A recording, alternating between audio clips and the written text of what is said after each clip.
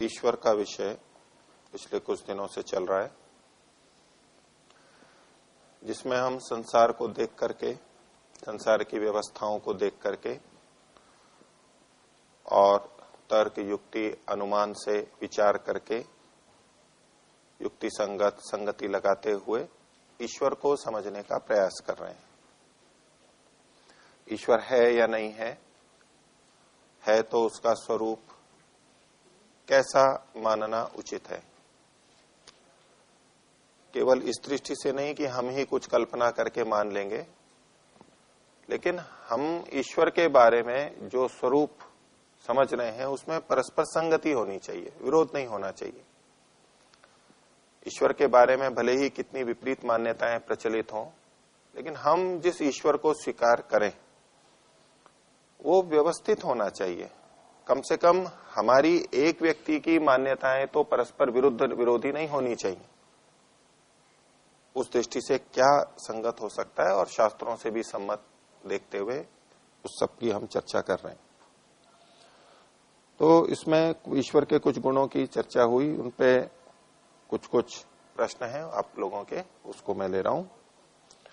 तो पहला प्रश्न तो यही है कि क्या ईश्वर ऐसा प्रकरण अथवा विषय है जिसे प्रश्नोत्तर के माध्यम से समझाया जा सकता है। ये जो अभी हमारी प्रक्रिया चल रही है वो कैसी है, ईश्वर को समझने के लिए है और प्रश्नोत्तर या बोल करके हम इसको अभिव्यक्त कर रहे हैं, समझाने का प्रयास कर रहे हैं, समझने का प्रयास कर रहे हैं प्रश्नोत्तर से। तो क्या इससे ईश्वर को समझा और समझाया जा सकता है? तो संक्षिप्त उत्तर तो यह है कि हाँ, एक अंश में समझा और समझाया जा सकता है। समझने और समझाने का अभिप्राय यदि ये हो कि पूरी तरह समझा जा सकता है इसी प्रश्नोत्तर से, तो कभी नहीं समझा जा सकता, पूरा नहीं जाना जा सकता, लेकिन एक अंश तो उसका जाना जा सकता है। परमात्मा को पूरा समझना, पूरा जानना, समझाना, पूरा समझना तो समाधि के अंदर ही जब प्रत्यक्ष होगा तभी हो सकता है, और कोई उपाय नहीं है। अंतिम उपाय तो स्वयं प्रत्यक्ष करना है, तभी हमें पूरी तृप्ति हो सकती है कि मैंने ईश्वर को पूरा जान लिया है। और ईश्वर को पूरे जानने का भी ये अभिप्राय नहीं है कि परमात्मा के सारे गुणों को जान लेते हैं। परमात्मा तो अनंत है, उस दृष्टि से उसको पूरा तो कोई नहीं जान सकता कभी भी। लेकिन इतना निश्चित हो जाना कि परमात्मा ऐसा है, बहुत कुछ हमें पता लग जाना, प्रत्यक्ष हो जाना, ये तो समाधि में होगा। तो ना तो कोई भाषा, कोई वाणी, चाहे तो वो बोल करके हो चाहे लिखी हुई हो, कोई शास्त्र, ऋषियों के ग्रंथ, स्वयं वेद भी, ईश्वर की वाणी, स्वयं वेद भी पूरी तरह से हमको समझा नहीं सकते। यद्यपि अधिकांश वेद मंत्र ईश्वर के बारे में ही बताते हैं। दूसरे शब्दों में कहें तो प्रत्येक मंत्र में ईश्वर का कुछ न कुछ अंश तो है। ईश्वर उसमें पीछे छुपा हुआ है, कहीं प्रत्यक्ष कहीं परोक्ष रूप से। तो भी ईश्वर हमें पूरा समझ में आ जाए जैसा प्रत्यक्ष में होता है, ये वहां भी आवश्यक नहीं है। लेकिन इनकी सबकी अपनी अपनी उपयोगिता है। अब समाधि में ईश्वर का प्रत्यक्ष होगा, साक्षात्कार होगा, वहां तक तो हम तब पहुंचेंगे जब पहले योग साधना करेंगे, ईश्वर की प्राप्ति के उपायों को अपनाएंगे। और ईश्वर की प्राप्ति के उपायों को भी तब अपनाएंगे जब हम ईश्वर का पहले शाब्दिक रूप से निश्चय कर लेंगे कि ईश्वर है। यदि हमें यही स्पष्ट नहीं है कि ईश्वर हो भी सकता है, संभावना के रूप में भी हमें नहीं है, संदेह बना हुआ है, या ईश्वर हमें स्वीकार्य ही नहीं है, तो उसकी साधना भी क्या करेंगे, उसकी प्राप्ति के उपायों को भी कहां आचरण में लाएंगे। और उपायों को आचरण में नहीं करेंगे तो समाधि भी कहां लगेगी और प्रत्यक्ष भी नहीं होगा। तो भले ही पूरा ज्ञान समाधि में होगा, प्रत्यक्ष ज्ञान समाधि में होगा, लेकिन उस तक पहुंचने के लिए प्रारंभ में ईश्वर की सत्ता पे तो हमें विश्वास हो, ईश्वर का स्वरूप तो हमें समझ में आए। और ईश्वर का उपयोग केवल उसके आनंद को प्राप्त करने में ही नहीं है। ईश्वर को हम जानते हुए, समझते हुए बहुत सारी जीवन में श्रेष्ठताओं को प्राप्त कर सकते हैं, अपने को अच्छा बना सकते हैं। ईश्वर के स्वरूप को ठीक जान करके हम अपना सामान्य जो व्यवहार है, धर्माचरण है, जिस स्तर पे हम जी रहे हैं उसको भी हम बहुत अच्छा बना सकते हैं। तो ईश्वर को जितना अधिक हम जानेंगे समझेंगे, भले ही प्रश्नोत्तर से, भले ही शास्त्रों से, प्रवचनों से, स्वयं विचार करके, अनुमान से, तर्क युक्ति से, उतना उतना ईश्वर के प्रति हमारा विश्वास बढ़ेगा और हमारे जीवन में भी परिवर्तन आएगा। और ऐसा करते हुए भी अंत में हम पूरा जान सकते हैं। तो यद्यपि इससे पूरा समझाया नहीं जा सकता प्रश्नोत्तर से, लेकिन ये प्रश्नोत्तर भी व्यर्थ नहीं है, ये भी आवश्यक है। अगर इसके बिना सीधे ही जब हम ईश्वर को मान लेते हैं कि किसी ने कह दिया, हमारी परंपरा है, ऐसा ऐसा मानते हैं और मान लिया, अब साक्षात्कार तो जब होगा, लोग कहते हैं हमने भी मान लिया है, ऐसे में जो मानना होता है वो बहुत हल्के स्तर का होता है, बहुत अल्प होता है, केवल हमने मान लिया बिना समझे। ये जो प्रश्नोत्तर शैली चल रही है, या एक एक चीज को हम सोच रहे हैं, उसमें तर्क युक्ति कर रहे हैं, इसमें हम ईश्वर को समझने का प्रयास कर रहे हैं। और ऐसा करते हुए जब हम ईश्वर को स्वीकार करते हैं तो ये समझ के स्वीकार करना होता है। इसकी सीमा अवश्य है, एक अंश में ही हम उसको जान पाएंगे, एक अंश में हम स्वीकार कर पाएंगे, लेकिन फिर भी ये समझ के जानना है। और नहीं तो यूं हम सुन ही लेते हैं परमात्मा ऐसा है और ऐसा है, और 20 प्रश्न हमारे मन में रहते हैं ईश्वर के बारे में, ऐसा है या ऐसा है, कहा तो ये भी जाता है, कहा तो ये भी जाता है, हम निश्चय नहीं कर पाते हैं ना। तो इस प्रश्नोत्तर के माध्यम से और ये जो प्रक्रिया चल रही है, इसमें कम से कम हम बहुत सारे स्वरूपों को, बहुत सारी स्थितियों को हम निश्चय कर सकते हैं कि ये ऐसा ही हो सकता है, ये जो विपरीत बात है ये ठीक नहीं है। ईश्वर के बारे में जो परस्पर विपरीत बातें चल रही हैं, उनमें जो चल रही हैं उन्हीं में से हम निश्चय कर सकते हैं कि नहीं, ईश्वर के बारे में ये कथन तो ठीक नहीं है और ये कथन ठीक है। इसी को हम समझने का यहां पर प्रयास कर रहे हैं और इसके माध्यम से एक अंश में हम ईश्वर को जानते हैं।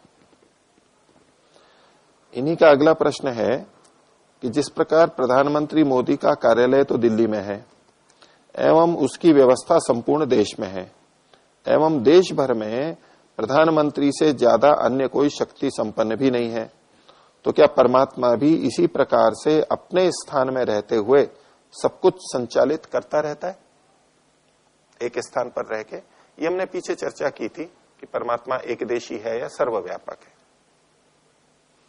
तो ठीक है, उदाहरण जो दिया ऐसा हो सकता है कि कोई व्यक्ति एक स्थान पर रहते हुए भी व्यवस्था को चला सकता है, लेकिन कब चला सकता है?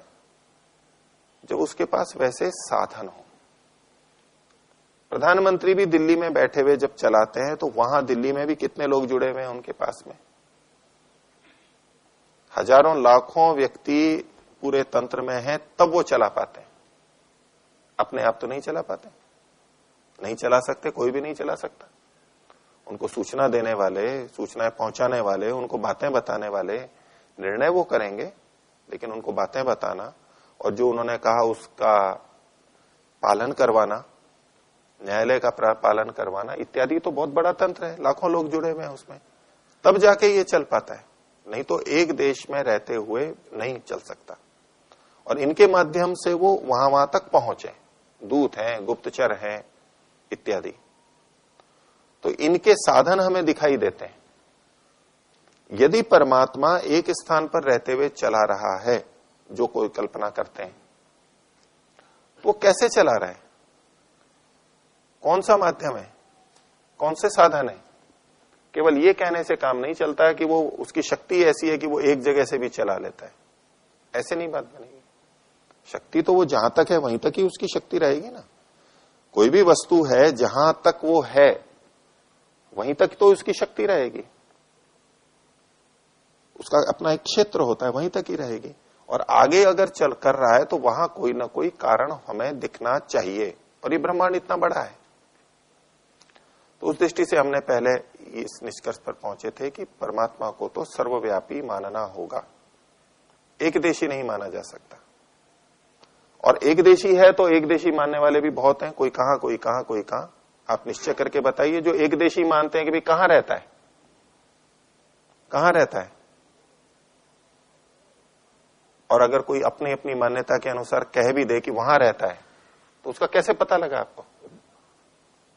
कैसे पता लगा कि वहीं रहता है? आधार क्या है उसका? मानने का आधार क्या है?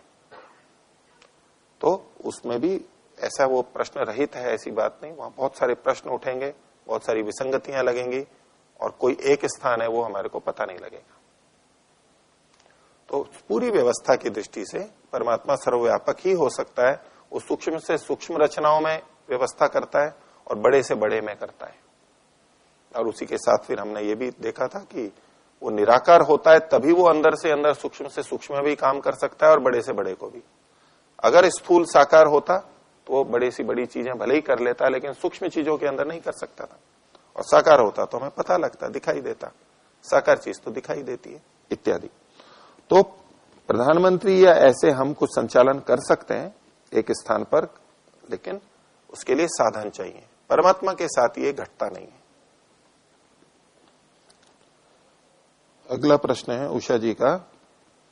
कहा जाता है कि जब कलयुग बढ़ जाता है तब ईश्वर का जन्म यानी अवतार होता है।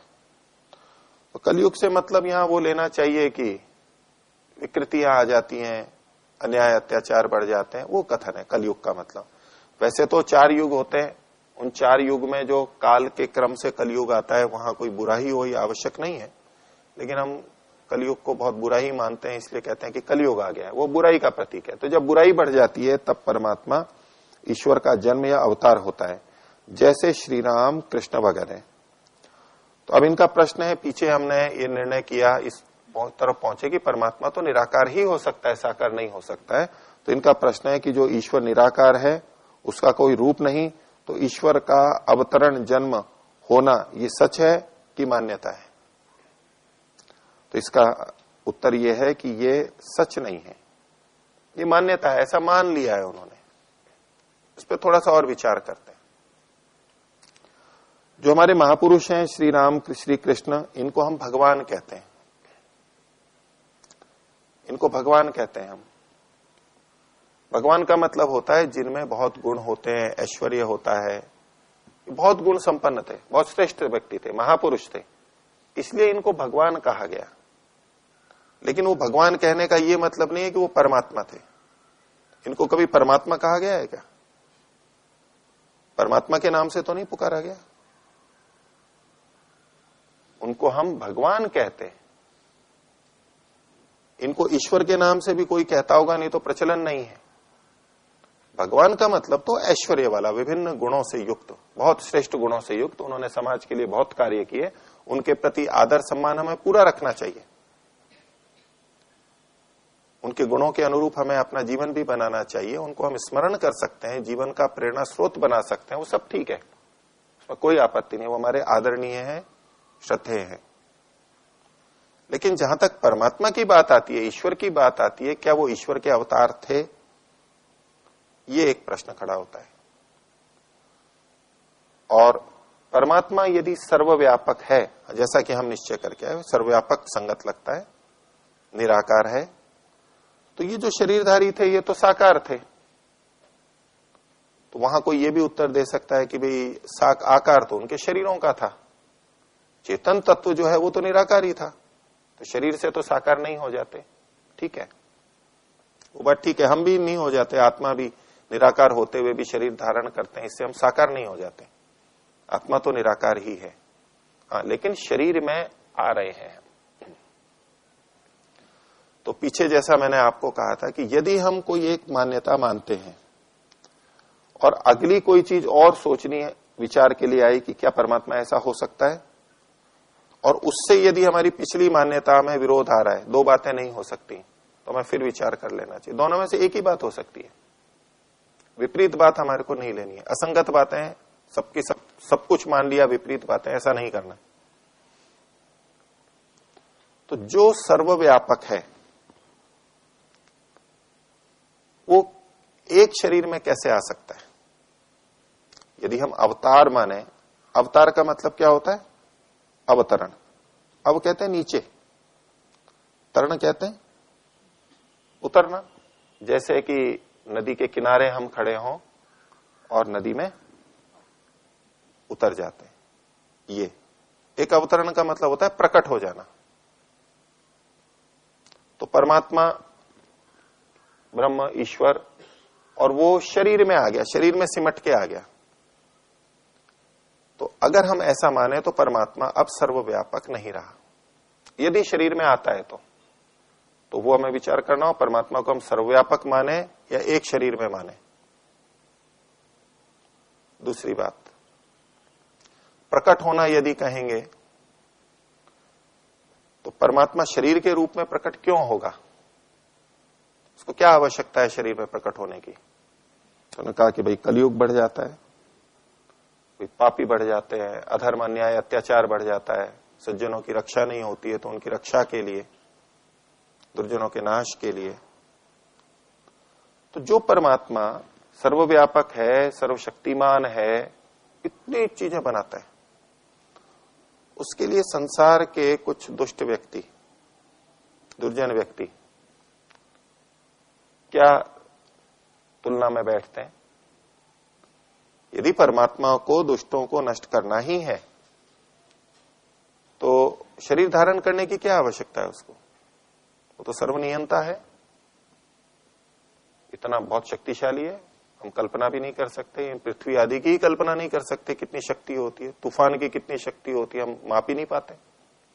एक छोटा सा तूफान आता है, सुनामी, पूरे ब्रह्मांड की दृष्टि से कह रहा हूं और पूरी पृथ्वी की दृष्टि से कह रहा हूं, छोटी सी ही तो लहर थी उस दृष्टि से, हमारे लिए तो ये भयंकर थी।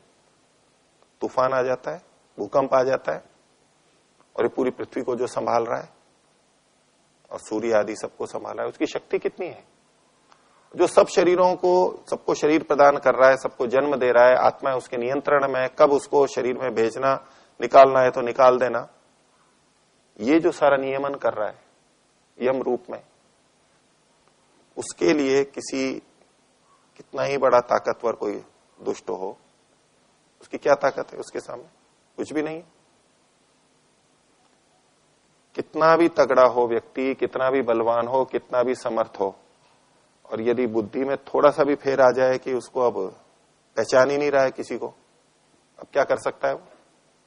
उसके लिए कोई हाथ पैर तोड़ने की भी जरूरत है क्या? वो हो तो वो भी कर सकता है, परमात्मा किसी को भी कुछ भी कर सकता है, इतना सामर्थ्य वाला है। कोई कितना भी दुष्ट और लकवा आ गया, उसको बोल नहीं सकता, देख नहीं सकता, मुंह टेढ़ा हो गया, हाथ पैर हो गए, कोई कैद की भी जरूरत नहीं है, वो कोई कैद में डाले, कैदी तो हो जाता है आदमी जब लकवा हो जाए, ऐसी स्थिति आ जाए, बिस्तर पे पड़ा है, सरिये नहीं है, कहीं कमरे में बंद नहीं है, लेकिन वो और क्या हो जाता है, अपाहिज हो जाता है ना। और किसी को कुछ बुद्धि काम करना बंद कर दे, बेहोश हो जाए, क्या करेगा वो? कहां राजा और कहां दुष्ट, और क्या करेगा वो? कुछ भी नहीं। तो किसी दुष्ट को नष्ट करने के लिए वो शरीर धारण करे, ये भी कोई युक्ति संगत नहीं है। उसकी सामर्थ्य तो अनंत है, कुछ भी कर सकता है। तो एक स्थान पे पहली बात तो आ नहीं सकता जो सर्वव्यापक है, और यदि कोई कहे भी तो कोई आवश्यकता नहीं है। और यदि आवश्यकता है तो अभी कौन सा काल चल रहा है, सतयुग या कलयुग? कलयुग। तो आज नहीं आया वो, या आया हुआ है? कहते तो बहुत लोग हैं कि हम भगवान हैं, ईश्वर के अवतार है, आज भी कहने वाले हैं। है कोई मानेंगे आज भी आए हुए हैं? और चलो आ भी गए, आज जितने भी कहें कि ये ईश्वर के अवतार है, तो सज्जनों की रक्षा हो गई पूरी पृथ्वी पर, दुर्जनों का नाश हो गया, पाप हट गया, कलयुग चला गया। नित्य नई घटनाएं होती हैं, छोटे बड़े कितने नरसंहार होते हैं, कितने अन्याय अत्याचार होते हैं, सैकड़ों हजारों रोज होते हैं, समूह में भी होते हैं, बड़े बड़े भयंकर होते हैं। तो आज क्यों नहीं आ जाता है वो? अगर आता तो, जबकि हम ये कहते हैं कि कलयुग है और भ्रष्ट होता जा रहा है और कितना कितना खराब होता जा रहा है। जिस समय में श्री रामचंद्र जी थे, रामायण के काल में, महाभारत के काल में, त्रेता द्वापर का जो भी काल था, उस समय अन्याय अत्याचार अधिक था या आज अधिक है? उस समय ज्यादा था। उस समय ज्यादा था, तो उस समय तो कलयुग भी नहीं था, या कलयुग का प्रारंभ था, जो भी भाग था। तो परमात्मा भी टाइम देखता है कि उस टाइम के हिसाब से ज्यादा था, तो आज के टाइम को क्यों? परमात्मा के लिए तो सारे काल काल ही है, सारी आत्माएं आत्मा ही है, सारे मनुष्य है, जैसे आज हम हैं वैसे वो भी हैं। तो ये एक परिकल्पना है। महापुरुषों को हम भगवान कहते हैं, वहां तक ठीक है, लेकिन उसको परमात्मा ही मान लेना, अवतार मान लेना, ये सर्वव्यापक परमात्मा में घट नहीं सकता, सर्वशक्तिमान परमात्मा में घट नहीं सकता। और यदि कोई माने भी घटे तो आज क्यों नहीं है? ये इसका कोई उत्तर नहीं है। और एक है या अनेक है, भगवान कहने वाले आज भी मिल जाएंगे बहुत से। और इसको शास्त्रीय दृष्टि से देखें तो वेद में ईश्वर स्वयं बोलते हैं, भगवान स्वयं बोलते हैं। उसके जो स्वरूप बताया उसमें यजुर्वेद 40वें अध्याय में उसमें एक शब्द लिखा अकायम, सपर्यगात, वो सब जगह फैला हुआ है, सब जगह व्यापक है, प्राप्त है।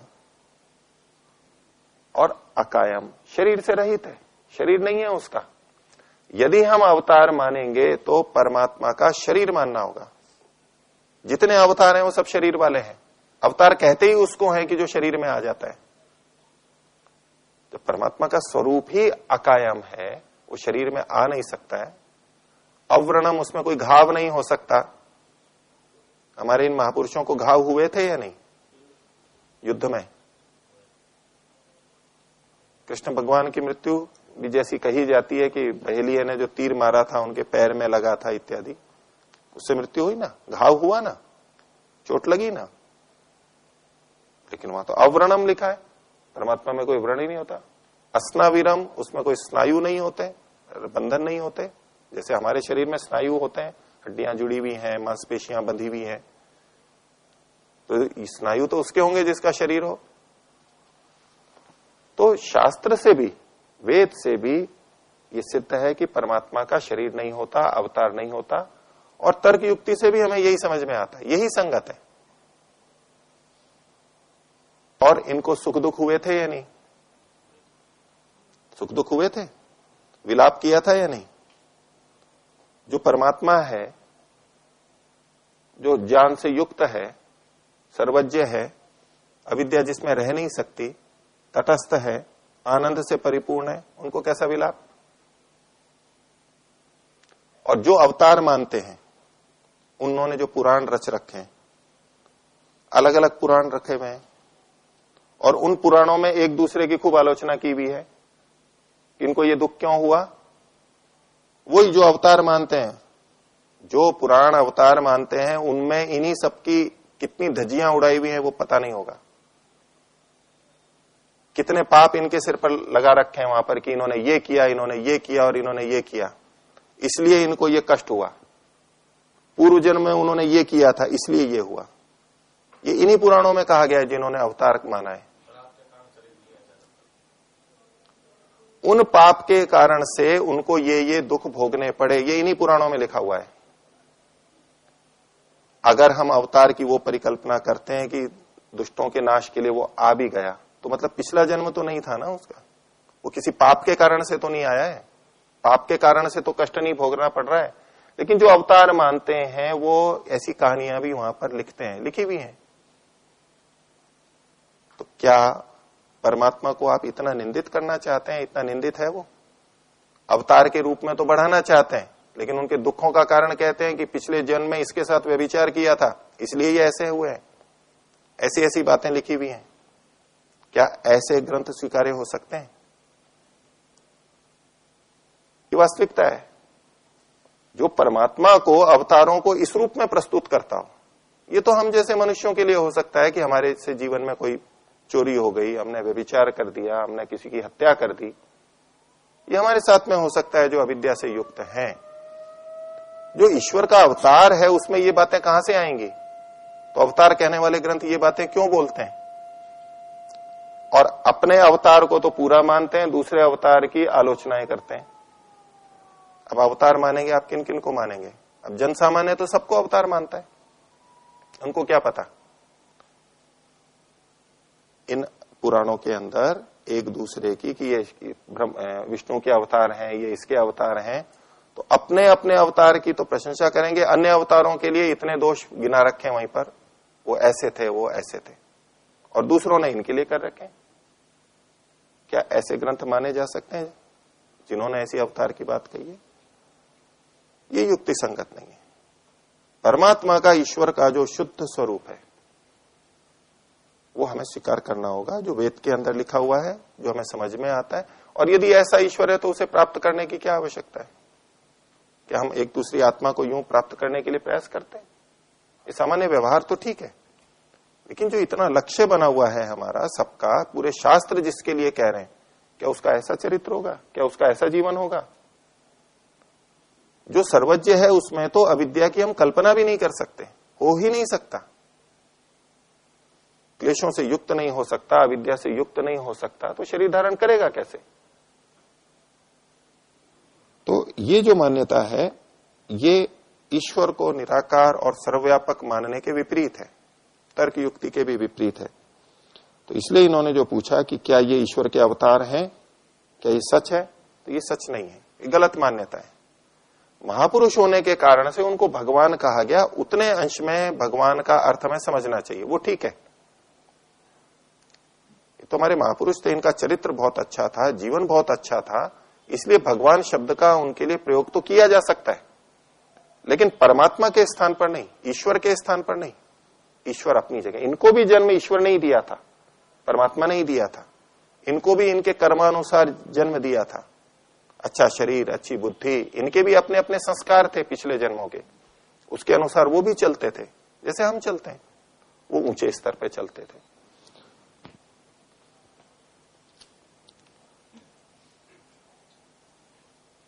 तो आज का विषय इतना ही रखते हैं और आगे करते हैं। प्रणव।